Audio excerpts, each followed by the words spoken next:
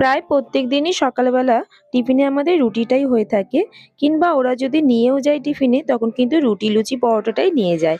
ছুটির দিনগুলো থাকলে তখন কিন্তু আমি আর কোনো রকম রুটির ঝামেলা করি না। তখন এইরকম হালকা ফুলকা টিফিন একটু বানিয়ে নিতে ইচ্ছা করে, যেহেতু ছুটির দিনগুলোতে সব কাজে কিন্তু দেরি হয়ে যায়।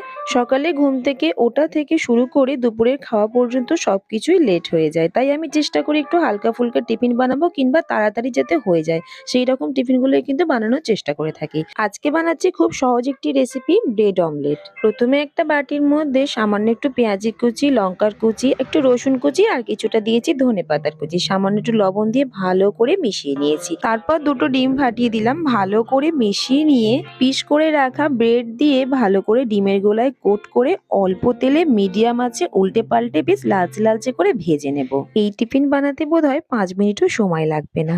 আজকের মতন টাটা।